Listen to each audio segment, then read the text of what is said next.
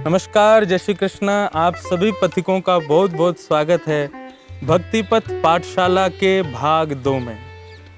आप सब लोग जानते हैं ये नया क्रम इस लॉकडाउन में प्रारंभ किया था पाठशाला का, जिसमें पहले भी मैं 5 कक्षाएं 5 पाठ लेकर के आपके मध्य आया था और उसके प्रति आप सबका जो प्रेम था वो देख करके मेरे को बड़ा अच्छा लगा। मुझे बहुत सकारात्मक ऊर्जाएं आप लोगों से मिली, जिसको सोचते हुए मैंने विचार किया कि अब ये पुनः आप सबके मध्य में इस पाठशाला के माध्यम से आया जाए। तो आज ये पाठशाला पुनः प्रारंभ हो रही है और आज का जो पाठ रखा गया है वो है सकारात्मकता, पॉजिटिविटी। किसी भी विषय को समझने के लिए सबसे पहले उस विषय के कुछ वीक पॉइंट्स को जानना चाहिए। जैसे कि आज हम लोग आप सब बात करने के लिए बैठे सकारात्मकता के ऊपर। सकारात्मकता बहुत सारी हैं, उनके स्वरूप बहुत सारे हैं। इसीलिए हमारे शास्त्रों ने और कई गुरुजनों ने आज्ञा दी कि किसी भी विषय को समझने के लिए उससे पहले उसके वीक पॉइंट को समझा जाए। जैसे कि सकारात्मक को जानने से पहले आप नकारात्मकता को जान लीजिए। आपको पता चल जाए कि ये नकारात्मकताएं हैं तो आप सकारात्मकता को, पॉजिटिविटी को अपने आप जान लेंगे। Negativity is the introduction of a positiveness, मतलब उसका व्याख्यान ही नेगेटिविटी से आएगा। तो उसको हम लोग समझें। किसी महापुरुष ने बहुत अच्छी बात कही है कि हमारे भीतर सकारात्मकता प्रवेश क्यों नहीं करती। उसके पीछे सबसे बड़ा कारण यह है कि हमेशा हम लोग ज्यादातर अशुभ का स्मरण ज्यादा करते हैं। आप लोग कभी विचार कीजिए, कभी खुद को अनुभव करके देखिए कि आप ज्यादा से ज्यादा किस वस्तु का चिंतन करते हैं, तो आप पाएंगे कि आप अशुभ चीजों को ज्यादा सोचेंगे। आपके साथ जो गलत हुआ, आपके साथ जो अच्छा नहीं हुआ, आपको क्रोध किस दिन बहुत ज्यादा आ गया, आपको क्या चीज अच्छी नहीं लगती है, किसका व्यवहार कब अच्छा नहीं लगा, आपका किसने कब अपमान कर दिया, आप इन सब चिंताओं में ज्यादा रहते हैं, जिनके कारण निरंतर ये भावनाएं होने की वजह से नकारात्मकता आपके भीतर घर बना लेती है और हमेशा रहती है। आपसे मैं कहूं 24 घंटे का दिन है, लेकिन उसमें उजियाला केवल 12-13 घंटे का होता है। क्या करो? बोले 12 घंटे रोते रहो, 12 घंटे दुखी रहो, 12 घंटे मुंह फुला करके रहो, 12 घंटे क्रोध में रहो। क्या आप रह सकते हैं? नहीं रह पाओगे। लेकिन आपसे कहा जाए 12 घंटे मुस्कुराते रहो, 12 घंटे हंसते रहो, 12 घंटे प्रसन्न रहो, 12 घंटे नाचो गाओ मस्ती करो, जो तुमको अच्छा लगता है वो करो, तो आप कर सकते हो। इसी से सिद्ध होता है कि नकारात्मक नाम की कोई वस्तु होती ही नहीं है। उसको हम लोग जानबूझ करके पैदा करते हैं अपने भीतर।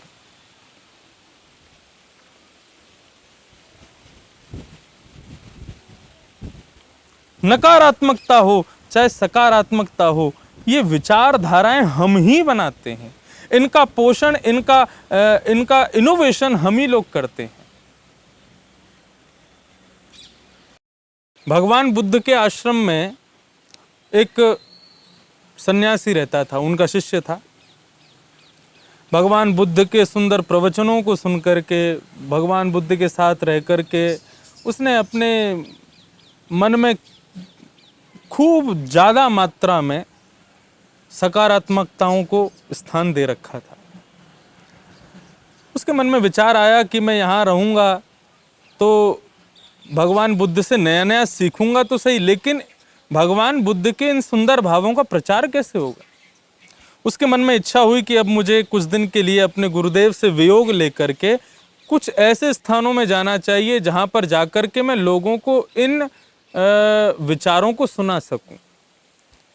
भगवान बुद्ध के पास जाकर के प्रार्थना की, बोले गुरुदेव मुझे आज्ञा दें, मैं अब आश्रम से बाहर जाकर के कुछ गृहस्थियों के बीच में जाकर के कुछ सत्संग के माध्यम से इन सब विचारधाराओं को प्रस्तुत करूंगा। भगवान बुद्ध ने कहा परीक्षा ली जाए, देख तो लूं ये ठीक है कि नहीं। भगवान बुद्ध बोले कहाँ जाओगे? बोले बिहार में एक स्थान है सूखा, वहां जाऊंगा सबसे पहले। भगवान बुद्ध बोले वहां के लोग तो अच्छे नहीं हैं, वहां के लोगों की विचारधाराएं तो संत महात्माओं के प्रति बहुत बुरी हैं।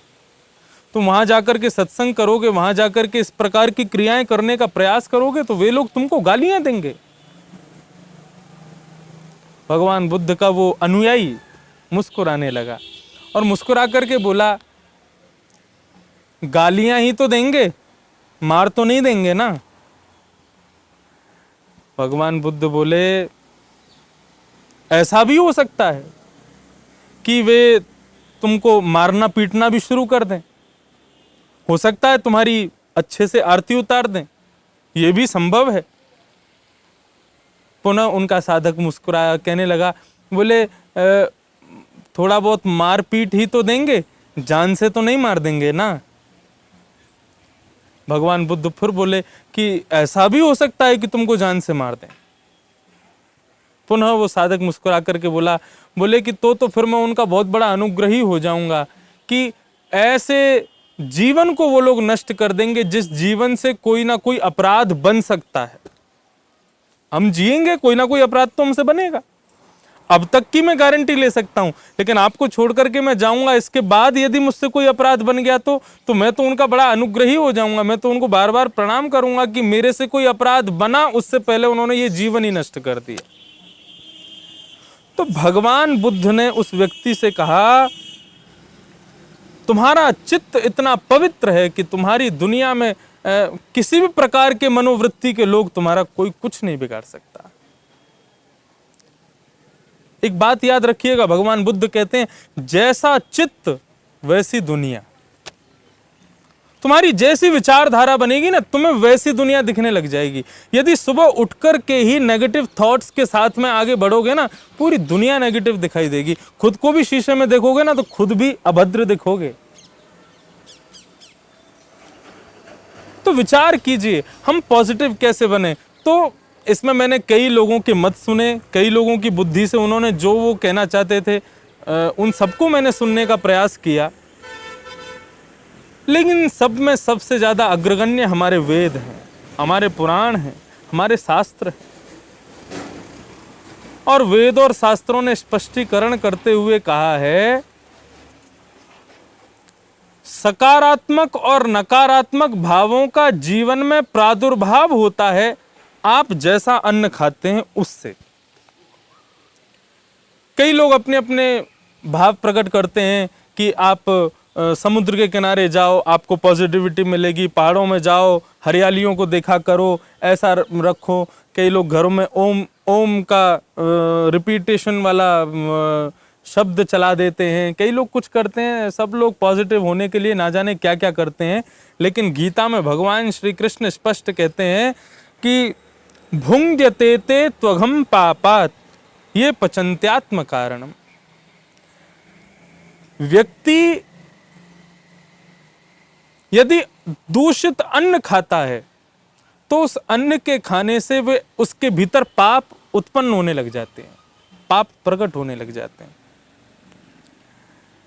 वैद्य किसी मरीज को कहे कि तुम्हारी बीमारी का इलाज के लिए ये परहेज हैं, यहां मत जाना, ये मत खाना, ऐसे मत करना, ये मत करना, परहेज सारे बता देता है, लेकिन उसके बाद वैद्य एक औषधि भी देता है कि कहीं इसने परहेज में किसी भी प्रकार की कोई न्यूनता कर दी तो कम से कम औषधि अपना काम कर दे।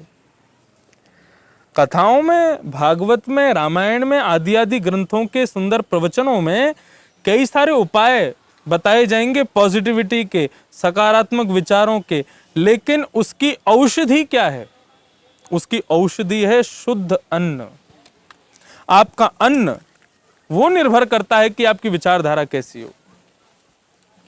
आपको जैसा स्थान पसंद है, जैसा वातावरण पसंद है, उन सब जगह जाकर के थोड़ी देर के लिए आप पॉजिटिव हो सकते हो, लेकिन लाइफ टाइम की पॉजिटिविटी की बात करें तो भगवान स्पष्ट कहते हैं वो अन्न की शुद्धि से ही हो पाएगा।